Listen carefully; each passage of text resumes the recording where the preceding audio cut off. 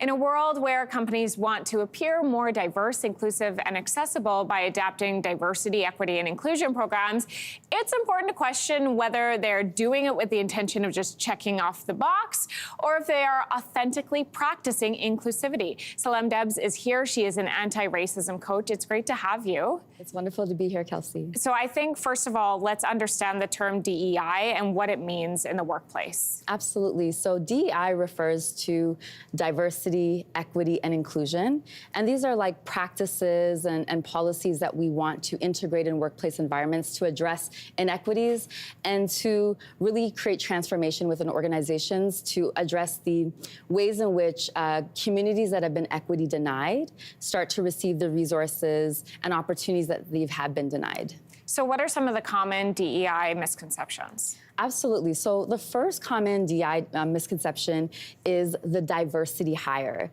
And the diversity hire speaks to the misconception that Black, Indigenous, and racialized people are not qualified for the positions that they're being hired into.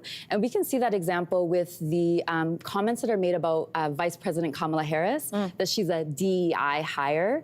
And also, that misconception doesn't really speak to the ways in which Black, Indigenous, and racialized people have been denied access historically in workplace environments. The second example would be a words-only approach, which you kind of spoke to, which is, words-only approach with no action. And this shows up as like performative allyship or performative initiatives, right? Where organizations will, update their missions and value statements, but they will include DEI, but not have any action, tangible action attached to that. And we can see that in the climate activism space where, greenwashing, right? We've heard of the term greenwashing, where basically organizations will say that they're eco-friendly, but they won't have any actual tangible, tangible efforts to address the climate crisis. The third example would be a representation and leadership. So again, this goes hand in hand with the words-only approach, which is that organizations will state that they are committed to DEI. However, they will only hire Black, Indigenous, and racialized folks in frontline positions rather than hiring them in leadership or in positions of power or decision-making. And we can see that with the data. The data actually tells us that only 1% of Canadian corporate leaders are Black. The last example would be microaggressions or macroaggressions. And so kind of the misconception is that racism or biases or inequities only show up in overt or very obvious ways in workplace culture, but they actually show up in very covert or very less obvious ways. And what happens is that they are less obvious and invisible, but they're not less harmful. They are death by 1,000 paper cuts, and they actually impact the mental health negatively of Black, Indigenous, and racialized staff members. So those are our examples. You have some tips for organizations to do better, to improve their DEI efforts. Firstly, you recommend a paradigm shift within the entire organization's culture. So what does that mean?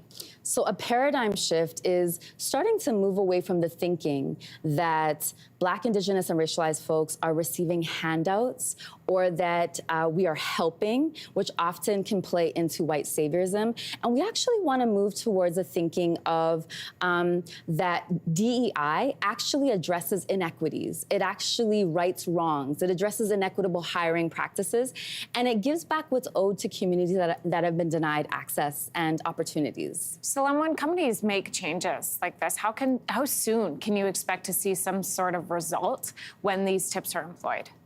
Well, we see transformation happening, pretty quickly, but it is a marathon, right? It is a long-term commitment that we can't just do like a workshop and then things happen and they change. We need to look at the ways in which we're integrating actual, meaningful, tangible change by integrating training. So, for example, we need to lead with action. And if we're leading with action, we're moving away from that words-only approach, right?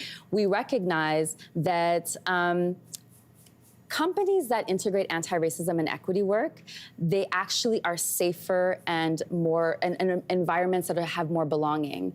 And we recognize that it happens when they've actually integrated that training. Thank you for being here this morning. It is such important work, and it is something that we all need to do every single day. Thank you so much for having me.